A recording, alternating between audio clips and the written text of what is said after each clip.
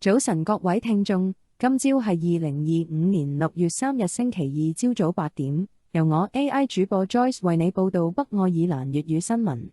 聽新聞之餘，記得要 click like、subscribe 同埋 share 埋俾你身邊嘅朋友聽，因為等大家知道北愛爾蘭依家發生乜嘢事。北愛爾蘭重返歐盟唯一途徑，就喺舉行愛爾蘭統一公投。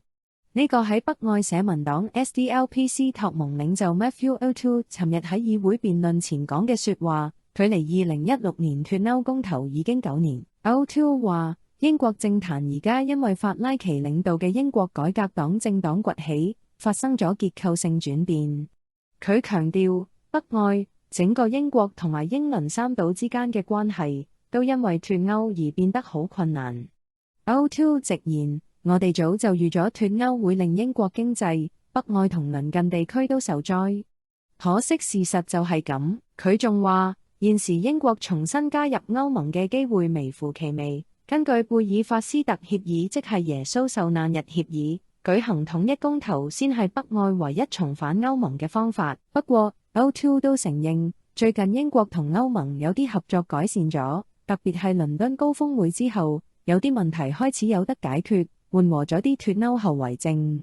但佢警告，英國政治而家係無可避免地向法拉奇化發展，而北愛其實好難阻止呢個趨勢。佢話，不過我哋有另一條出路，就係邁向歐洲未來，創建一個新嘅愛爾蘭。所有自稱支持歐洲同反對英國政治極端化嘅政黨，都應該正視，北愛返歐唯一方法，就係經過包容同希望嘅新愛爾蘭。O'Toole 最後重申，北愛被強行拉離歐洲，政局一直受苦，但大家可以選擇一條新路，為將來帶嚟希望。早晨，我係阿強。馬格克拉費特 Magherafelt 星期日發生嚴重交通意外，一名54歲男子 Tony Wright 不幸身亡。事發喺6月1號中午12點10分左右，警方接報指 Grange Road 有一架銀色配造 Partner 貨 van 發生單一車輛意外。Tony Wright 係司機，當時受重傷，被即時送往醫院搶救，但可惜最後不治身亡。警方已證實死者身份，佢係 Magherafelt 地區居民。負責調查嘅 PSNI 警司 Charity 表示，現時交通意外調查組正跟進事故詳情，呼籲有目擊證人或者有行車記錄儀片段嘅市民，盡快致電101，並引用案件編號666提供資料協助調查，亦可以網上報案。根據最新數據，最近幾個月差唔多有15000嘅車冇去到已預約嘅 MOT 車輛檢驗，數字比去年同期多咗27%，即係多咗3178宗，亦係歷史第二高。2023年1至3月出現過最高紀錄，有15501宗失約。今年1月至3月，北愛爾蘭 DVA 總共完成咗308,658次車檢，包括262,415次正式檢查同46,243次複檢。不過，有14,928嘅車冇出席預約嘅檢驗。今季正式檢查合格率係80.5%，比上年同期同埋去年10月至12月都低少少，分別係82.2%同81.3%。各大檢測中心方面 ，Newtownards 最忙，全年做咗128,365次正式檢驗。Belmar 最少，只做咗34,153次。各中心私家車合格率由啱啱最低77.2%，到 Belfast Balmoral 最高有85.4%。至於駕駛考試方面 ，DVA 今季做咗16,048次駕駛考試，按年升6.9%。申請人有17,904個，差唔多同去年一樣。不過，今季有539個人冇去考試，比上年同期少咗16個。理論試方面 ，DVA 今季進行咗22,344次，按年跌0.9%。有3,159個人冇去應試，差唔多每7個考生就有一個失約。截至今年3月底，全北愛有超過1187000個持有私家車或輕型貨車駕駛牌照，創新高。執法方面，部門檢查咗483架車，開咗189張定額罰單。合共罰款26,700英鎊。警方向學校巴士進行咗18次突擊檢查，並聯同愛爾蘭警方進行咗5次跨境行動。過去4年，北愛爾蘭因超速駕駛造成死亡或重傷嘅人數接近300人。2019年至2023年期間，超速意外導致30人死亡，267人重傷。當中有70%嚴重意外發生喺鄉郊道路，而男性司機佔咗超過3/4。16至24歲嘅年輕人佔咗死傷人數41%，男性佔64%。Newry 仲有 Moon 同埋 Down 地區每10萬人有6.5人死傷，屬全北愛最高，貝爾法斯特最低只得1人。基建部長 Kimmins 話：呢啲數字令人心痛，提醒大家超速駕駛帶嚟沉重代價，呼籲大家改變駕駛態度。佢強調，要實現2050年零死亡同重傷目標，最重要就係駕駛人要自律、減速、小心路上安全。DUP 議員 Deborah Erskine 都話，數字背後其實係一個個受害家庭，認為現時需要跨部門合作，加強教育同執法，將超速列為策略優先。佢呼籲大家一齊減速，保持警覺，唔好以為快就等於有型或者有技術，因為超速真係可以奪命。北愛爾蘭醫療輪候名單長期嚴重，政府新推出一項跨境醫療退款計劃，星期一正式生效。根據新政策，如果病人喺 Health and Social Care 輪候超過2年，可以選擇自費去愛爾蘭共和國做手術，之後再申請將相關費用退回。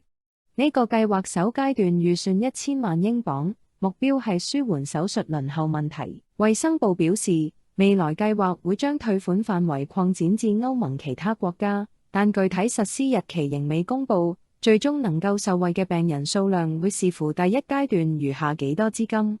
部門發言人強調，第二階段會落實，但資金分配會根據實際申請情況而定。政府現時正面對6億鎊預算赤字，一方面要縮短輪候名單，另一方面又要加薪予醫護人員。今次跨境退款計劃係衛生部長 Mike Nesbitt 多項縮短輪候措施之一。計劃下，合資格病人可透過網上資訊平台查詢如何申請、資格要求以及遞交申請表。退款金額以喺北愛爾蘭做同類手術嘅費用作上限，申請需經批核。根據早前公佈，未來215萬鎊撥款中，有8500萬用於紅色警號及危重病人，8000萬增強醫療系統，另外5000萬專門處理即刻個案。部門計劃優先清理輪候超過4年，等做髖關節、膝關節、疝氣及大腸鏡手術嘅3000多名病人，同時亦會設立大型專科診所，幫2萬名輪候眼科、骨科、普通外科及耳鼻喉科手術嘅病人加快治療。婦科網膜、小童斜視、胃食管及唇腭裂等輪候都會有新措施改善。政府又會增聘泌尿科專科護士，擴展快速診斷中心，加快胰臟癌等重症檢查。南貝爾法斯特區議員 Tracy Kelly 將成為首位來自民主統一黨 DUP 嘅貝爾法斯特女市長，預計將獲選。Kelly 亦會成為第2位擔任市長嘅聯盟派女性，上一次已經要追溯到1981年，當時 Grace Bannister 曾任此職。副市長方面，預計會由社民工黨 SDLP 西貝爾法斯特議員 Paul Doherty 出任。現年47歲嘅 Kelly 來自南貝爾法斯特 Donegal 一帶，早年從事社區發展工作，啟發咗佢參政。佢現時係 DUP 北愛議會議員 Edwin Poo's 辦公室經理，之前亦曾喺已故 MLA Christopher Stalford 手下工作。Stalford 鼓勵佢參政，最終 Kelly 喺2019年首次當選市議員。被問到成為 DUP 首位女市長，Kelly 表示非常榮幸，認為女性領導角色愈來愈多。佢指 DUP 曾有女黨魁 Arlene Foster 出任首席部長，而現任副首席部長 Emma Little Pengelly 亦係女性。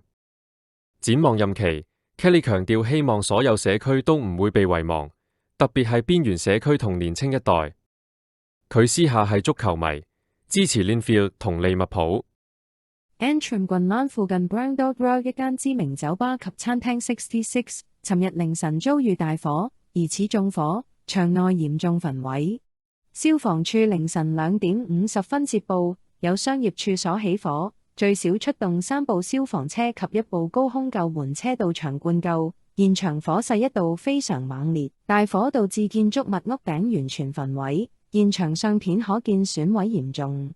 酒吧及餐廳其後喺社交媒體宣布，場地將會無限期關閉，並已經安排尋日逐一聯絡顧客處理善後。警方表示，北愛消防救援隊已到場協助撲滅火勢，警方與消防正調查事件原因。根據現時調查，初步認為今次火警屬於蓄意縱火。警方呼籲有任何消息或目擊者盡快聯絡協助調查。阿馬郡 Jonesboro 地區發生嚴重襲擊案，一名男子頭部重傷，目前仍然留醫，情況嚴重。案發喺5月31號星期六凌晨，地點係 East Naparro 一帶。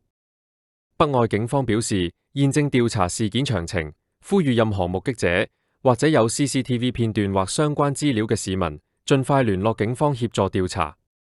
警方已經拘捕3名年齡分別為27、34同42歲男子，佢哋現時已獲准保釋，方便警方繼續進一步調查。任何知情人士請致電101，並提供參考編號 CW35。南貝爾法斯特著名爭議界面篝火舊址，最近正式動工興建一間全新護老院，為區內長者帶來新選擇。新工程由 Aspen Island 負責，地點位於 Donegal Road 近 Broadway 迴旋處，介乎南區同西區交界。現場相片見到工程已挖出大坑，圍起鐵欄，初步建設工作已經展開。據 Belfast Telegraph 證實，發展項目包括興建一間全新護理設施，預計會創造約200個就業機會。工程靠近市區醫院，將來落成後有助騰出醫院床位，方便病人由醫院轉送到護老院。民主統一黨區議員 Tracy Kelly 對工程大表歡迎，認為社區期待已久，對長者及地區經濟都好有益。佢話：我哋等咗好耐，終於有新護老院落實興建，真係社區一大喜訊。唔單止為長者提供居所，仲帶嚟200個職位，將來醫院啲床位都可以多啲空間。呢個地點去年曾經引起大爭議，因為11夜慶祝前，舊篝火上掛咗多面準軍旗幟，甚至有針對天主教徒嘅標語同圖畫，例如 AT-AT 意指 All Tithes are Targets， 全部天主教徒都係目標同十字準星圖案等。事件一度引起社會譴責，包括南貝爾法斯特議員 Matthew O'Toole 都批評呢啲行為完全唔代表社區大多數市民。除咗旗幟同標語問題，當時亦有居民擔心篝火太近住宅同繁忙馬路，危及安全。新護老院幾時正式落成仍未有時間表， Aspen Island 站未有進一步回應。外界普遍期待今次新發展可以為社區帶嚟正面改變，改善區內長者生活環境，亦為區內帶來更多就業機會。世界衛生組織警告，一款傳播速度極快嘅新冠病毒變異 GNB.1.8.1 現時已經佔全球新冠感染病例超過1成。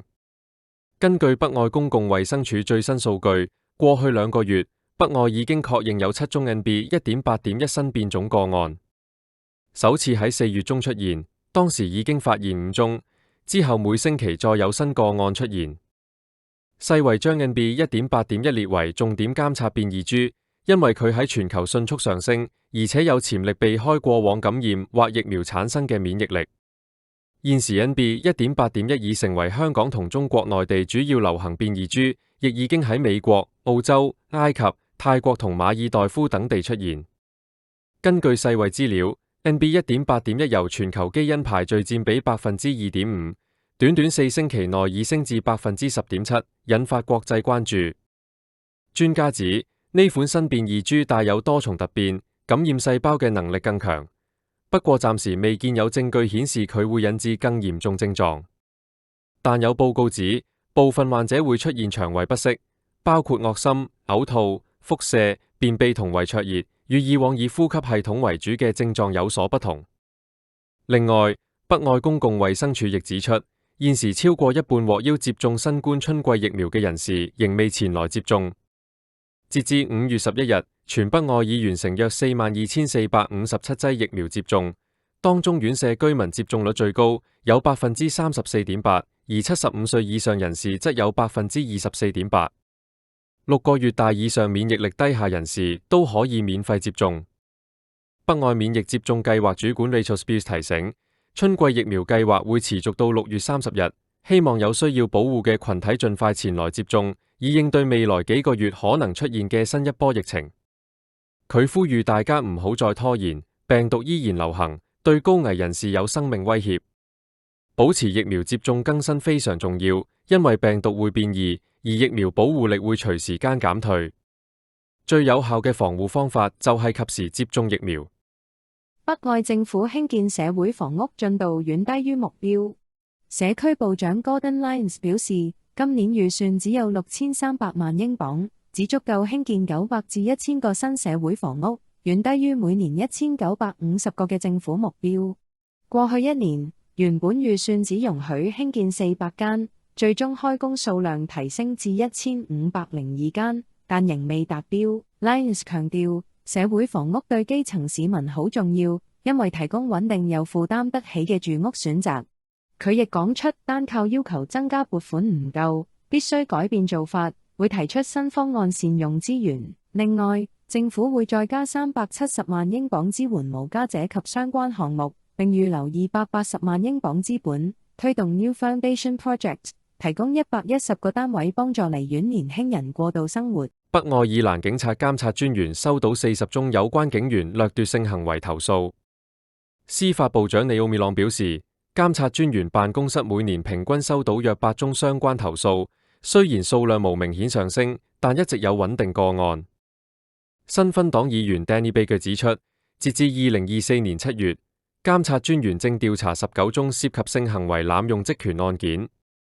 朗表示，警員聘用及審查並非屬其部門範圍，但強調有需要加強監督，確保問責同保護弱勢社群，唔可以讓不當行為影響其他警員聲譽。南貝爾法斯特 Maridi Street/Morden Street 一個舊篝火場地，因鄰近地點發現石棉而引起安全關注。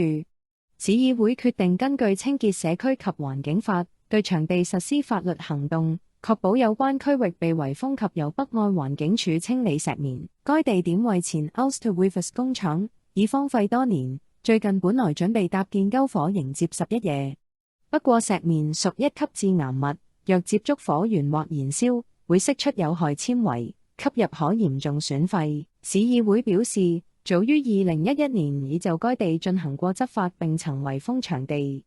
最近又發現疑似石棉殘留，已要求業主加強圍封，並發出禁令。北愛環境署正調查事件，市議會表示如有需要，不排除採取法律行動，確保石棉盡快移除，保障居民安全。Newry 仲有 Moon 同埋 Down 區議會因愛爾蘭民雙語路牌和跨性別廁所議題爆發爭議，民主統一黨議員全體離場抗議。議會日前通過新政策，為區內近90個社區設置愛爾蘭文及英文雙語標誌。DUP 反對相關決定，更決定暫時退出平等及和諧委員會。爭議期間， DUP 議員提案禁止跨性別人士使用議會屬下女廁，被副主席 Kearns 轉交委員會討論，引發 DUP 強烈不滿，認為議會無視重要議題，最終選擇離場。有 DUP 議員表示，雙語標誌曾多次被破壞，預計維修費用不菲，但亦表明不支持破壞行為。聯盟黨則遺憾未能推動平等共識。聯盟黨及其他黨派則支持雙語政策，認為英倫各地都包容多語言，Newry 不應例外。最近有唔少市民支持重開貝爾法斯特國際機場市中心鐵路連接線。機場方面表示，正與 TransLink 合作進行可行性研究，探討重開 Antrim 至 Lisbon 經機場嘅 Knockmore 鐵路線，並預計今年內會有報告結果。Knockmore 線曾經途經 Crumlin Glen Efi 同 Ballinderry，2003年停駛，超過20年來不少人都希望重開這條線，連接貝爾法斯特國際機場，形成一個未來環市鐵路 Circle Line， 貫通貝爾法斯特、Lisbon、Antrim 等地。TransLink 現時評估包括重開 Ballinderry、Glen Efi 同 Crumlin 3個舊車站，亦研究機場新車站設置於哪一個最佳地點。好多通勤市民受訪都表示支持，認為加強市中心與 Aldergrove 機場之間鐵路連接好重要。貝爾法斯特國際機場發言人表示，期待可行性報告出爐，並重申正積極與 TransLink 溝通。TransLink 發言人則指，初稿今年內會完成，現正進一步諮詢持份者意見。本地鐵路倡議者 Aaron Van Aert 就認為，重開舊鐵路線應該納入更大規模公共交通擴展規劃，否則新啟用嘅 Grand Central Station 恐淪為白象工程。佢建議環市鐵路每15分鐘雙向一班車，通宵運作，並且直達機場，方便市民與旅客。貝爾法斯特市議會最近被質疑為動物園撥款200萬英鎊做安全工程，因為動物園每年虧損超過100萬英鎊。新芬黨議員 McLaughlin 批評動物園同 Malone House、貝爾法斯特城堡都唔可持續，市府一直用好錢追壞錢，重新必須改革營運模式，令資產變得可持續。官員回應指，今次安全工程屬中期合約，資金已預留，用於改善圍欄等設施，但亦承認動物園長遠定位需要再討論。跟住聽聽愛爾蘭新聞。愛爾蘭藥劑師公會會長表示，截至星期五，87%藥房已參加免費荷爾蒙替代療法 HRT 計劃，預計好快會達至100%覆蓋。HRT 主要幫助女性應對更年期症狀及相關健康問題。計劃6月1日起正式推行，女性可免費獲取 HRT 藥物。會長 Mary 表示，之前阻礙藥房參加嘅問題已經解決，呼籲無醫療卡嘅市民登記藥物付款計劃，有興趣可向藥劑師查詢詳情。都柏林博物館經過2年大翻新，終於喺聖史提反公園重新開放。館內展品非常豐富又有趣，部分物品更富歷史意義，例如 O'Connor Street 雕像因1990年世界盃意大利歸來慶典被扯甩嘅大拇指，都柏林原創手工啤酒廠酒瓶，同埋會講粗口嘅帕陣亞玩偶等，都可以喺館內見到。博物館自2011年開放至今，已經收藏超過6000件展品，全部由市民捐贈，用生活細節講述都柏林嘅社會同文化歷史，內容往往帶點幽默和親切感。新展覽空間更加闊落，設有專門介紹 UE 同愛爾蘭音樂嘅主題展區，其中有 Mount Temple 中學 UE 成員學生照，仲有 Mary McAleese 總統聖餐豬串、Mardi Wellen 媽媽用過嘅藥品等珍藏。副館長 Rooney 特別介紹，展品有意大利90主題大理石帽子，原來當年意大利世界盃愛爾蘭隊回歸，粉絲太熱情，有小朋友爬雕像不慎扯甩咗帽子，被一位女士執起，打算交返政府，最後幾十年都留咗喺屋企，最近先交出來。最新展品仲有來自 Carman 家族的3隻拳擊手套。1947年 Jerry Carman 喺家鄉都柏林奪得歐洲重量級拳擊冠軍，決賽對英國對手時一拳打爆咗拳套，最後變成戴3隻手套應戰，創下佳話。展覽亦有一系列啤酒樽，講述健力士歷史及都柏林原創精釀啤酒品牌。Rooney 話，以前懷孕女性都會飲黑啤補身，而健力士到1960年代先開始自行裝瓶。1930年代健力士每日生產超過150萬張酒標，由不同酒吧貼上自家標誌。館長 Sarah Clancy 表示，博物館翻新後，大小朋友都可以喺呢度感受都柏林百年故事。遊客經常會聽到導賞員講故事時，有人會插嘴補充：我當年都喺現場，現場氣氛好溫馨。新展館加入咗兒童教育元素、獨特娃娃屋，以及介紹動物園大象同曾經出走嘅獅子等趣事。最受歡迎嘅展品仲有1988年電話簿，幾乎所有訪客都會揾下自己家族親戚。翻新工程總耗資430萬歐元，由市議會、愛爾蘭旅遊局及多個單位資助。博物館亦會繼續歡迎市民捐贈展品，豐富都柏林社區故事。之後我哋跟進英國消息，利物浦足球會英超奪冠巡遊期間發生汽車撞入人群意外，警方最新證實受傷人數已增至109人，部分傷者自行入院才被後來統計。意外發生於5月26號傍晚6點，地點位於 Water Street， 最年幼傷者僅9歲。一名嬰兒被嬰兒車撞飛數米，幸未受傷。53歲男子 Paul 多爾被控以意圖傷人、嚴重傷人及危險駕駛等7項罪名。星期五喺利物浦法院應訊，將於8月14日再出庭。警方呼籲知情市民盡快提供資料，協助調查。現時首次置業買家平均申請按揭長達31年，比10年前嘅28年有所增加。因樓價高企同按息壓力，越來越多買家選擇超長按揭，有啲銀行更容許最高40年還款期。雖然近期按息稍為回落，但每月供款相對收入仍然負擔好重，大約40%新按揭買家要供樓至退休。雖然長年期可降低月供，但總利息開支反而更高。英格蘭及北愛現時超過30萬鎊樓價嘅首次買家都要繳交印花稅。今年3月，受印花稅優惠結束影響，首次置業交樓數目急增。專家認為，失業率低，樓市基本面仍然穩健，而平均樓價現時約27.3萬鎊。